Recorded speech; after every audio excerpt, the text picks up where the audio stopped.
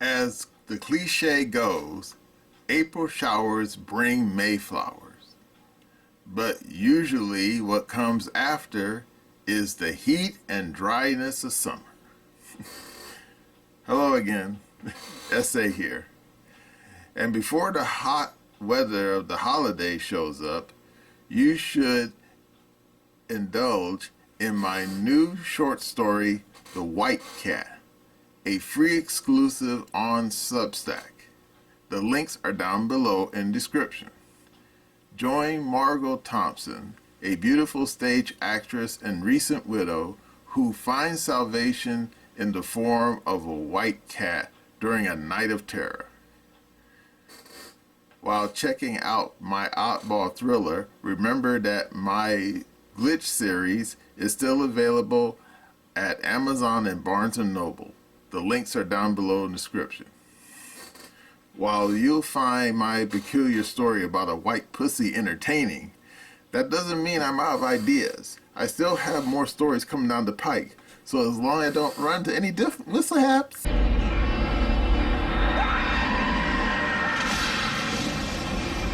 you'll see those stories as well. Now let's get back to the video. Hello again, Essay here. Anyone who isn't living under a rock probably knows who the Squad is. Never won't have to explain it to you. But for those of you who have been living under a rock for like the last decade, yeah, well, basically, they're an informal group of characters, to say the least. And believe me, when I mean characters, I'm not kidding. I mean, you have Talib out of Michigan, you have Priestley out of Massachusetts, you have Cortez out of New York, Omar out of Minnesota, and then you have a few others in the mix, such as this guy Ramirez out of Illinois, and this woman Summer Lee out of Pennsylvania. But yeah. But of course, what most people don't realize is that these people, even though they have a D next to their name, they're not really members of the Democratic Party. And you say, what? Yeah. In fact, they're members of something called the Democratic Socialists of America. And you say, wait, what's that? Yeah. Well, basically, from what I was able to find out, the DSA, as they refer to themselves, is a socialist group. And they were born, or should say they came out of the Socialist Party of America. And then they transformed into what they initially referred to themselves as the Socialist Democrats. And then they eventually morphed into their current iteration. So there you go. But these people are flat out Marxists. So then you say, why they voted the Democratic Party? Probably for the same reason Bernie Sanders does. And you say, oh, Bernie. Yeah, because people tend to forget Bernie is technically independent, but he caucuses with the Democrats. So there you go. And yet, these people have been very successful getting into office. I mean, let's not pretend they got in there. The question is how? Well, I wouldn't go as far as to say by hook and by crook. No. Because I remember, I think it was Barnum and Bailey that famously said, it wasn't Barnum Bailey. I think it was Mark Twain. He said you can fool some of the people some of the time, but you can't fool all the people all the time. I agree. Because if people don't have any information, and how would they know who to vote for, right? Because I know for a fact that most people, when it comes to election time, they just vote straight, party line, not really looking at the ballot at all, or even knowing what the laws are up for consideration. And indeed, they had an incident that happened about 8 years ago, and I think it was either yeah, I think it was New Hampshire, where some radical leftist and a trans person and wait for it, a drag queen ran for a local office. I can't remember if it was um, a county supervisor position or the local sheriff position. And this person, they ran as a Republican, even though they weren't right wing at all. And they won. And then when people in the local community realized who had won the election, they were shocked. And then this person who won that election, they basically did a Nelson and said, ha ha. And then I remember there was this one interview that was done. I think it was by Rebel News, and Tim Pool, he mentioned it.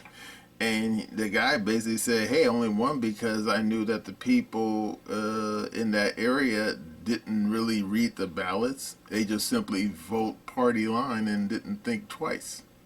And he showed that in this guy, he showed that if you're not looking at the ballot and paying attention at who and what you're voting at, you have no idea what you're going to get.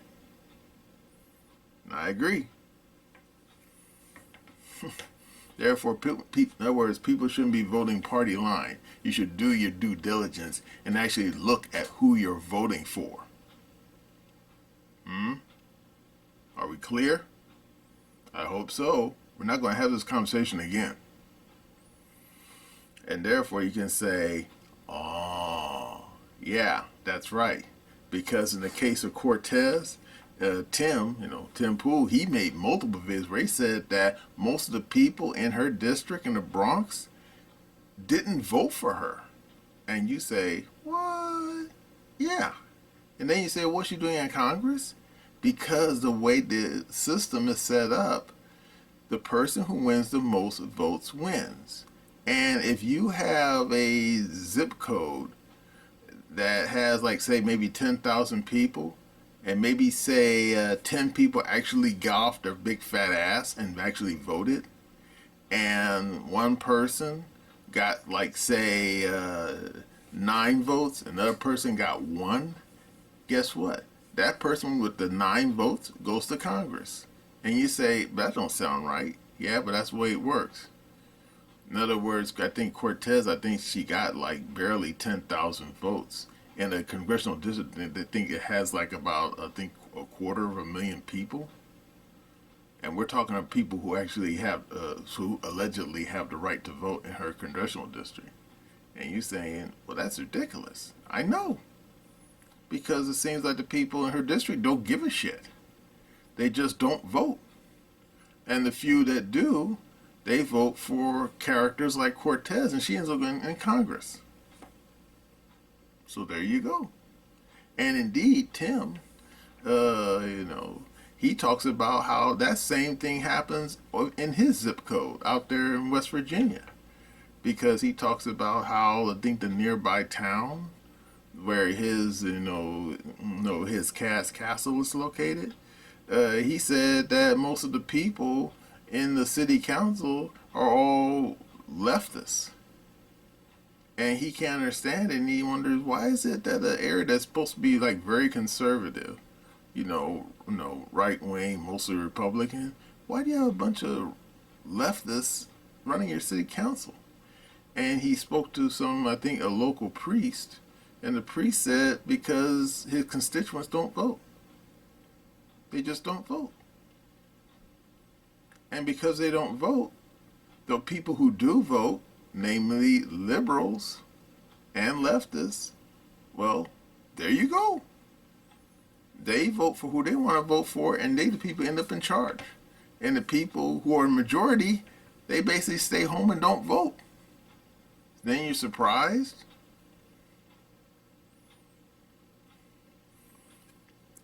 And then you say, well, why people don't vote? Well, for a variety of reasons. First of all, there's no law that says you have to vote. Remember, in the United States, voting is not just a right, but it's also a privilege of citizenship. unfortunately, people don't exercise their right or that privilege. Why you think in too many areas when they do a head count at the number of people who are eligible to vote and the people actually cast ballots across the line from a municipality all the way up to the federal level, they usually find this lopsided measurement. In other words, you have this many people who are eligible to vote, and this number of people actually cast a ballot. And people were noticing that for many, many years, even way back in the 20th century. And so far, it still happens. So then you're surprised that when people see who becomes their elected leaders, they get all bent out of shape. Yeah. Well, guess what? Maybe if you got off your big fat ass and voted, you wouldn't have people running your affairs that you didn't vote for.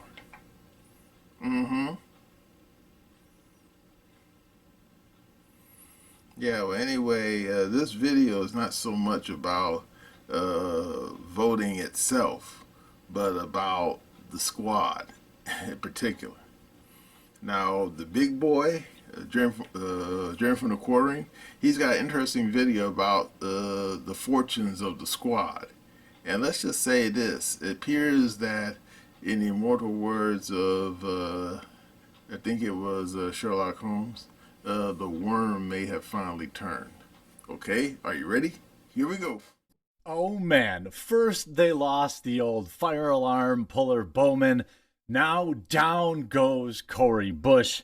And it looks like Ilhan Omar may be next. This on top of the absolute embarrassment, the internet-wide mocking of Alexandria Ocasio-Cortez's insane hypocrisy over how people sit.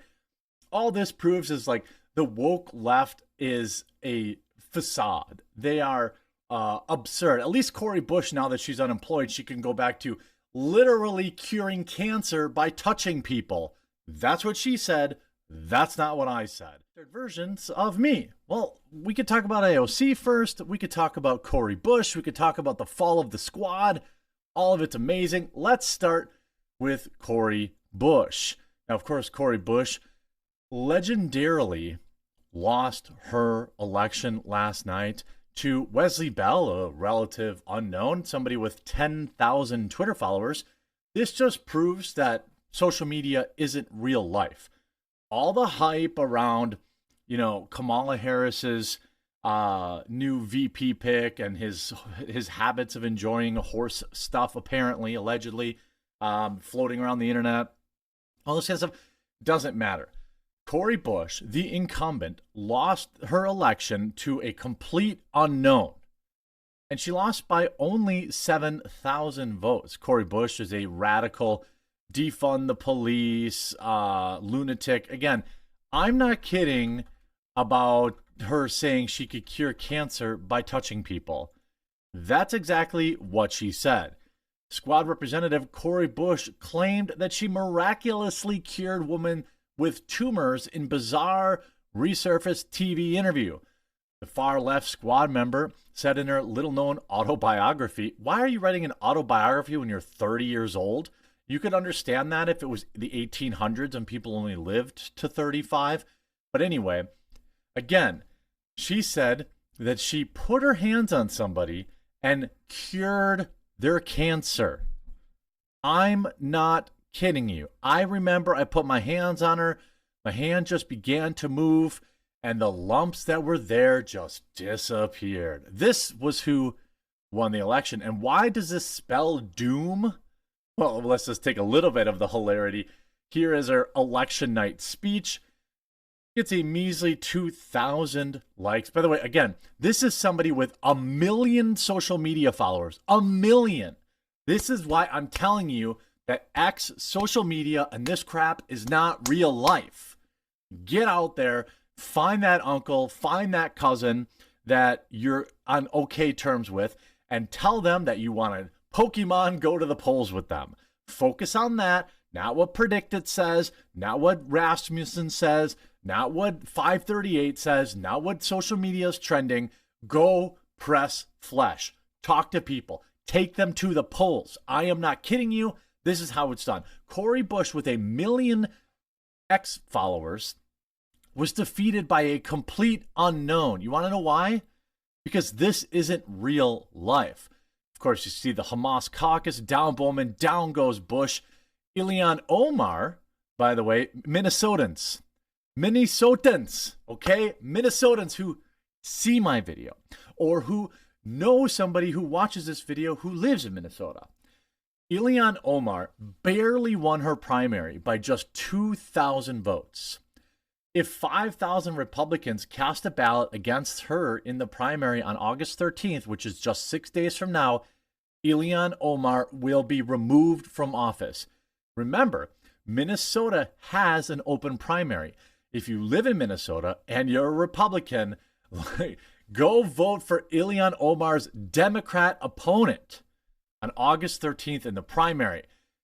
You are allowed to do this in an open primary. Omar almost lost in 2022. If 5,000 GOP voters cross over and vote against her on the 13th, we can all remove her from office. This is from Laura Loomer.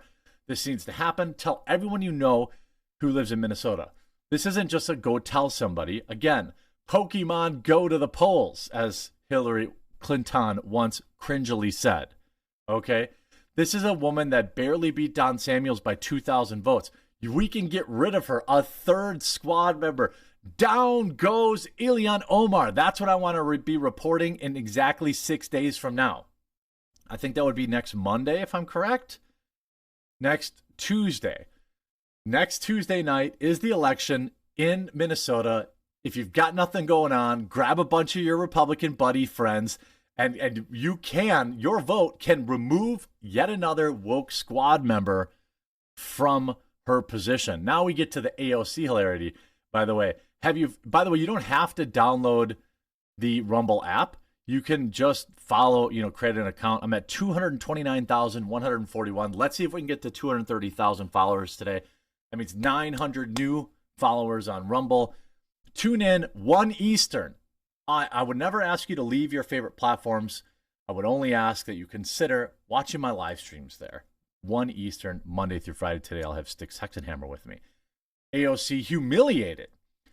AOC Alexandria Ocasio-Cortez was slammed for her apparent hypocrisy after putting J.D. Vance on blast for, quote, manspreading, then quickly being caught doing the exact same thing. New York Congresswoman reacted with distaste to a clip of Vance sitting comfortably in a cushy, wide chair with his legs in a relaxed manner. Why are you sitting with that? Why are you sitting like that? Like, totally, she wrote on Tuesday, an apparent jab at J.D. Vance's spread eagle stance. But AOC's mockery was deconstructed in just minutes. Clown World, an account on X known for criticizing liberals, took a screenshot of AOC's post and placed it side by side with her own wide-sitting posture from less than 2 years ago. AOC, the account, wrote over the criticism of Vance. Also, AOC labeled the image of her own wide stance. Many other people replied with the same image of AOC's wide-sitting stance. Another posted yet another picture of AOC sitting at a table in a restaurant with her boyfriend, Riley Roberts, who was sitting with his legs crossed. Why is he sitting like that? The user asked. I mean, it is a golden opportunity for you to, with an actual reason, explain to Alexandria Ocasio-Cortez what balls are. You know, the thing that she thinks should be allowed in women's locker rooms? Vance, former President Trump's running mate, has been skewered by other liberal accounts on X for how he was sitting during an appearance on the Full Send podcast. Well, that's all they have.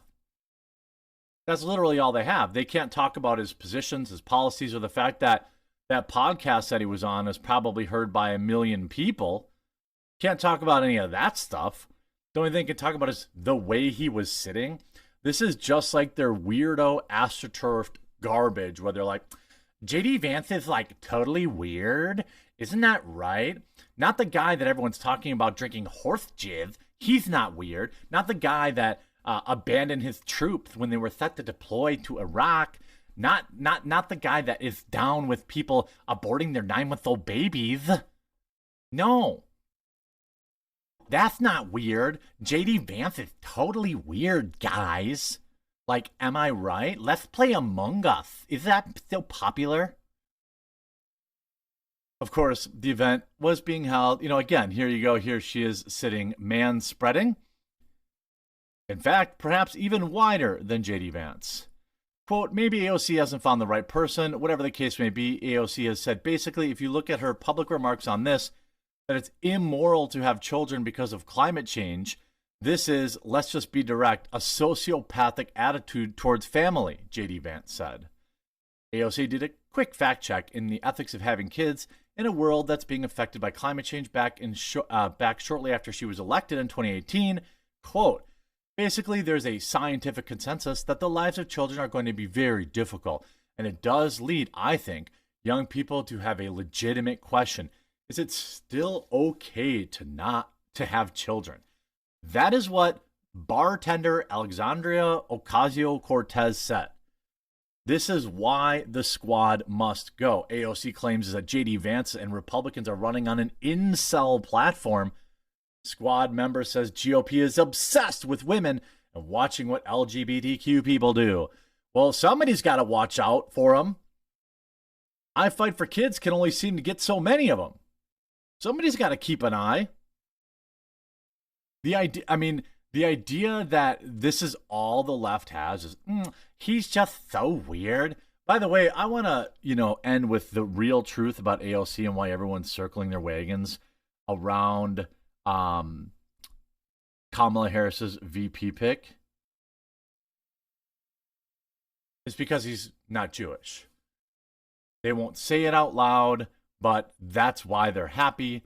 They are wildly anti-Semitic. They hate Jewish people, and they knew that they would lose that section of their voting base if they selected him to run with Kamala Harris.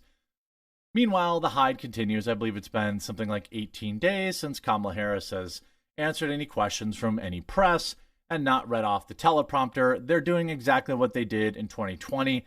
Trump needs to drag these people out into the sunlight, into the spotlight. Trump needs to challenge Kamala Harris not just to one, but multiple debates if he wants to win.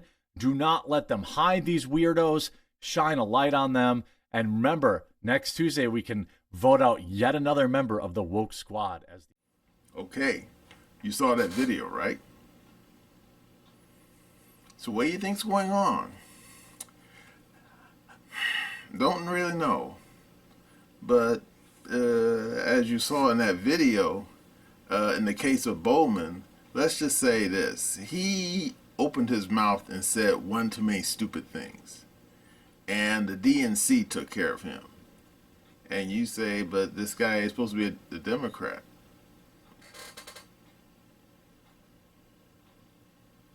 What did I tell you who the squad was? These people are not Democrats. They're DSA. And DSA is not the Democratic Party.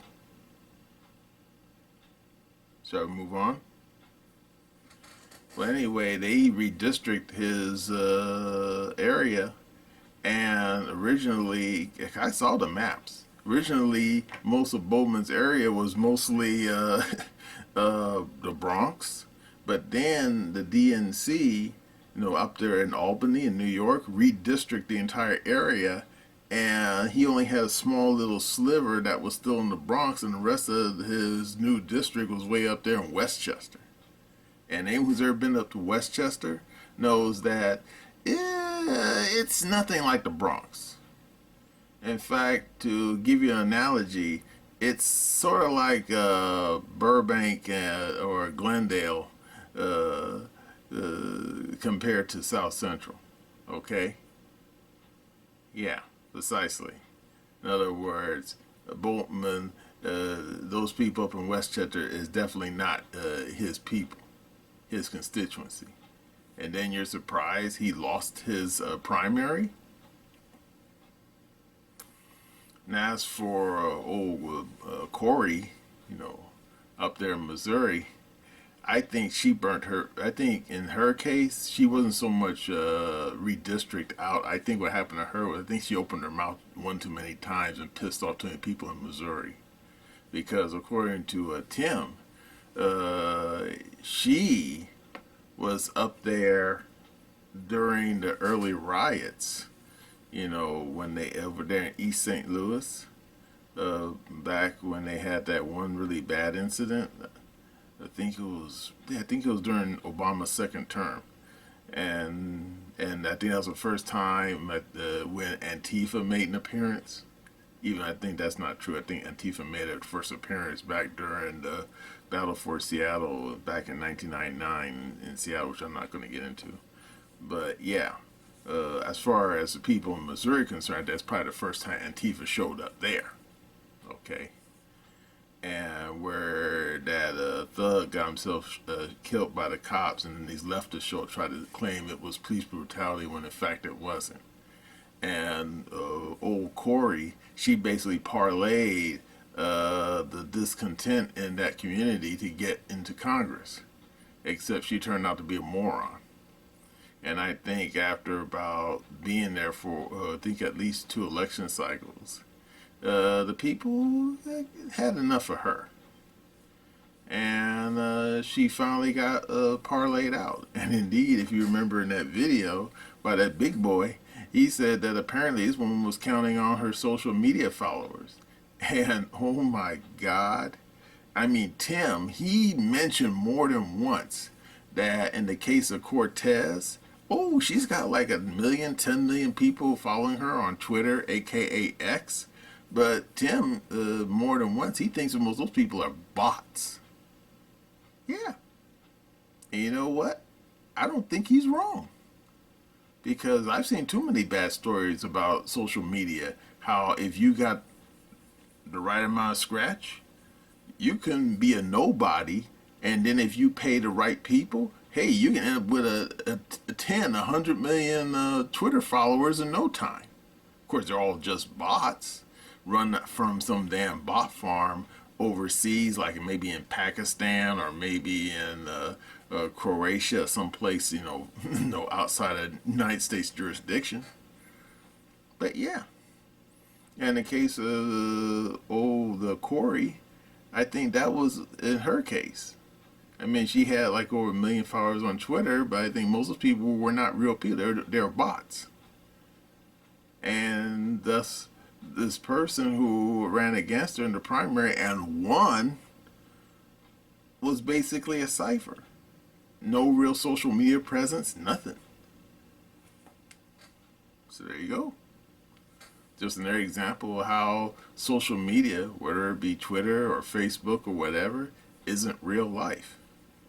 I mean, seriously, how many people who had a Facebook account actually met any of those people in real life? I'm thinking no. Yeah. And now Omar, yeah, ain't she a beaut? Now she's up for a damn primary. Will she win? Because you have to admit, there are a lot of Somalis living up there in Minnesota. But guess what? Doesn't necessarily mean they like her. Because anyone who's been reading the damn stuff on the computer about her, about how she basically committed immigration fraud just to get into the country, yeah, true story. I was shocked. I mean, her name isn't really Omar. Yeah, someone did some homework and went back to Somalia and they found out that she came to the United States with a group of, with a large clan of people whose names happened to be Omar, except she and her brother were not Omars. Apparently, their name was different, but they had they did a little fancy dance with paperwork and changed it to Omar. And back in Somalia, and then the people, I guess, at the local embassy down there, I think in next door Kenya, just stamped the paperwork, not doing the due diligence, and gave her a green card and a and a admission paper and sent her to the United States. And as soon as she got here, she started acting a fool. Indeed, there's an old picture of her back when she was still at some university where she got arrested for some kind of protest at her college. And she's got this damn stupid fried chicken grin on her face, like she cotton picking owns the place. And I remember seeing that damn mugshot, and I'm thinking, why she's got that damn fried chicken grin on her face for? And of course, when you consider her trajectory, then you see why. Yeah. Yeah, she reminds me of damn Bugs Bunny. And anyone who's watching the Bugs Bunny cartoons know that it doesn't matter if Bugs Bunny's going up against Elmer Fudd, Daffy Duck, or even Y.E. Coyote. Old Bugs always gets the better of him. And when you look at Omar, her trajectory, I'm thinking, yeah, she's basically Bugs Bunny. She's basically running rings around everyone that she's crossed swords with, whether it be the local DNC, Republicans in Congress, whatever. She seems to run rings around these people because she, in the immortal words of Bugs Bunny, she's too fast for them. So there you go. That's why she had that stupid smirk on her face when she first got arrested. So I'm not betting that she's going to lose her primary. No. Even though if the Somalis who live in her jurisdiction know that that she married her brother and in order to have him briefly come to the United States to go to school here, even though when they both left Somalia, he didn't come to the United States directly. He went to England for some reason. Why? I don't know. But he wanted to come back here so they'd commit a little damn immigration fraud to pretend that they were not brother and sister, but they're a married couple in order for him to stay here. And I guess they got a whole bunch of fake paperwork from where, I don't know, Tyrone around the corner in the back alley. And then once he, got his bullshit degree, probably for some liberal college, he went back to England and they tore up the paperwork. Even though any immigration official at the State Department could have just looked at the paperwork and looked at her personal paperwork in Minnesota and would see that, yeah, she's married, but she's married to a guy with a completely different name. And you would think, why didn't they do that? Because just like Bugs Bunny, Omar's just too fast for them. Yeah, the woman's slick. Yeah, the woman's slicker than a damn greased pig. So yeah, I don't think she's going to lose her seat. Now, will she rise any higher than where she is? I really don't know. But the funny thing is, this DSA people, I don't think they're going to have a very long shelf life anyway. Because according to some really, really smart people who really know this stuff, they said that currently we're in the middle of something called the sixth party system. And you say, what's that? Yeah, I didn't know what it was. I had to look it up. But apparently it refers to the entire American political system going back to its genesis. And supposedly since the time of old George Washington, the United States has gone through 6 different party system cycles in which various political parties rose and fell, various allegiances moved from one side to the other, and various constituencies would vote for one party and then to another. Like, for example, blacks in the Gilded Age, all the way through to the middle 20th century, voted Republican. Why? It was the party of Lincoln. But then, after the Civil Rights Movement, they all started voting Democrat. And now it looks like it's shifting again, when more and more younger black folks are now not so much voting Democrat anymore. And indeed, according to some of these really smart cookies, we are currently in the 6 party system. And wait for it, some of them are really arguing amongst themselves. Like this one guy, Mark Buer, he's a political scientist, and he said in one of his essays that it seems safe to state that the Sixth American Party system features strong divisions between Republicans and Democrats rooted in cleavages based on social class, social and cultural issues, race, ethnicity, and the proper size and scope of the federal government. And I'm thinking, I guess that's a nice, well mannered estimation. But then other scholars claim that with the rise of Donald Trump, we may be in something called the de-alignment period. And apparently they had a de-alignment period that happened once before that was very chaotic in the United States. It was that period between, I think it was referred to as the Great Panic of 1819 and the election of, I think of Andrew Jackson, and I can't remember if it was 1828 or 1832, where the various political parties like the Whigs, the Federalists, and the Democrat Republican Party, which is not the same as the ones that we know now, it was like basically three-card Monte. You know, it was basically you put the P and you say, okay, where's the P? Yeah, it was like that.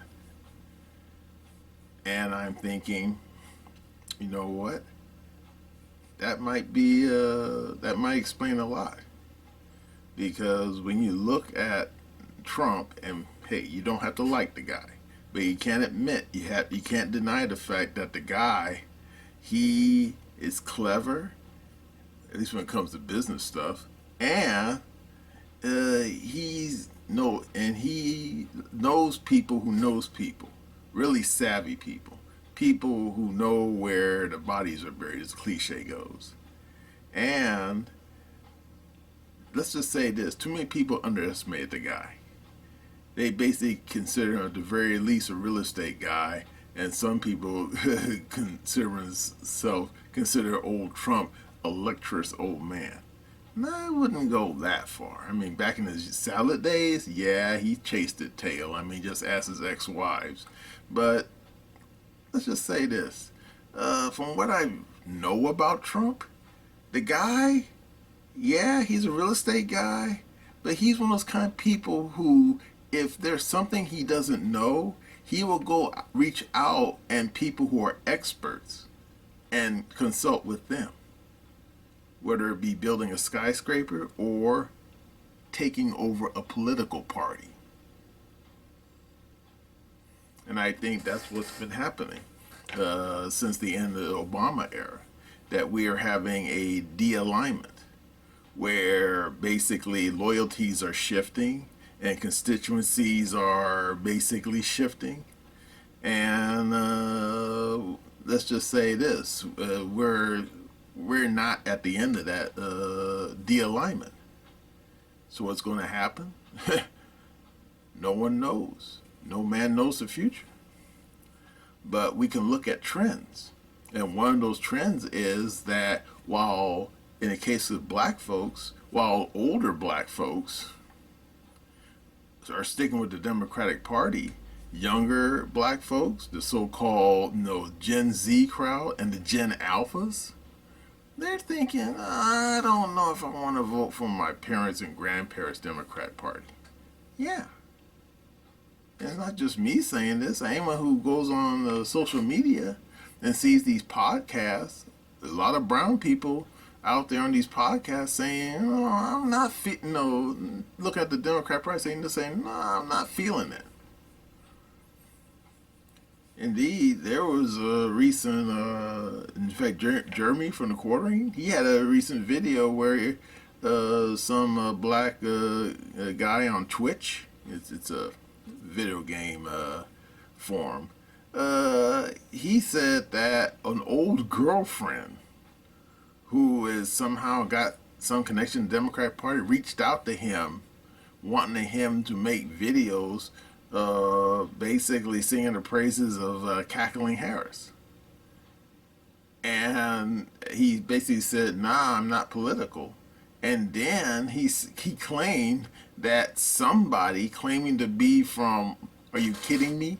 The Secret Service wanted to arrange to have a podcast between him and Harris. And this guy, this Twitch, video game player who I think he has like at least 10 million followers on Twitch. He basically said no thanks. In fact, he basically his actual reply was, "Well, I don't give enough, if you know what I mean." Let's just say he uses an interesting blue language. And I'm thinking, yeah, well, apparently he's not the only one.